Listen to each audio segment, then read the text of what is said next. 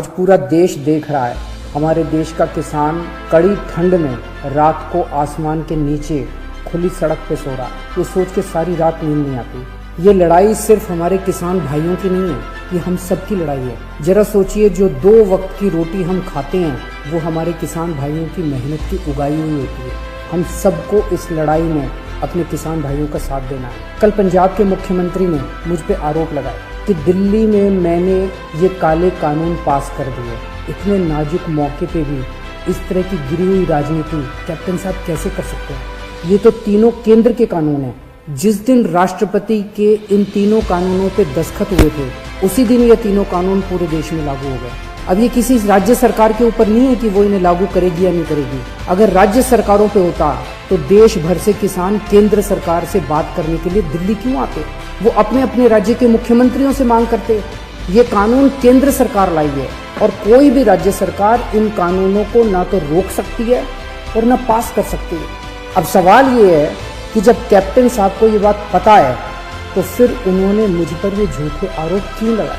इसका एक बहुत बड़ा कारण है। जब से हमने दिल्ली के 9 स्टेडियम को जेल बनाने से रोका है, तब से केंद्र की भाजपा सरकार मुझसे बहुत ज्यादा नाराज है। केंद्र सरकार का पूरा प्लान था कि जब किसान दिल्ली आएंगे उन्हें इन 9 स्टेडियम में डाल देंगे। हमने स्टेडियम को जेल बनाने की इजाजत नहीं दी, तो वो लोग अब मुझसे बहुत नाराज हैं। मुझे पता है कि स्टेडियम को जेल बनाने के लिए मुझ पर कितना दबाव आया था, किस किस का फोन नहीं आया। लेकिन जिंदगी में कुछ ऐसे मौके आते हैं जब आप अपने जमीर की सुनते हो, नतीजे की परवाह नहीं करते।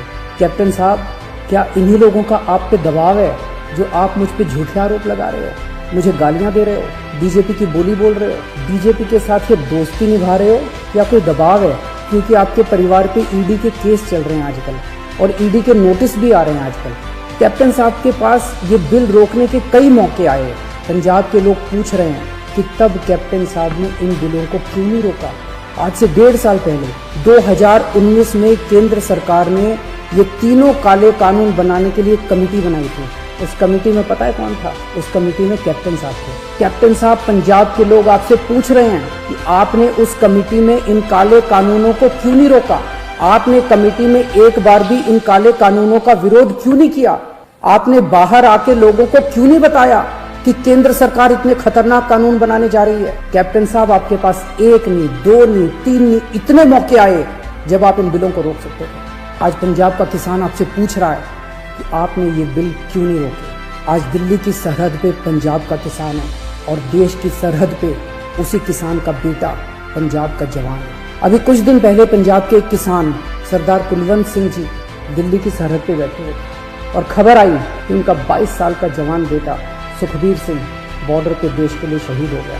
इस सब के बीच जब कुछ लोग आए दिन किसानों को आतंकवादी बुलाते हैं, देशद्रोही कहते हैं, तो मैं सोचता हूँ कि बॉर्डर पर उन जवानों पर क्या बीतती होगी जिनके किसान माँ बाप को आतंकवादी कहा जा रहा है। आज हम सबको तय करना होगा कि हम देश के किसानों के साथ हैं या उन्हें आतंकवादी कहने वालों के साथ। मेरी सभी देशवासियों से अपील है कि हर देशभक्त किसानों का साथ दे। मेरी सभी आम आदमी पार्टी के लोगों से अपील है, कोई राजनीति नहीं करनी, सभी पार्टियों के लोगों के साथ मिलके भारतीय बनके किसानों की सेवा करनी है।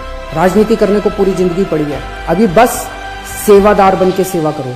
हमें इस इनकलाब का ना राजनीतिकरण करना है और ना इस इनकलाब का राजनीतिकरण होने देना है। मेरी केंद्र सरकार से अपील है, सभी मांगे किसानों की तुरंत मानी जाएं और एमएसपी की गारंटी को कानून में डाला जाए। जय हिंद।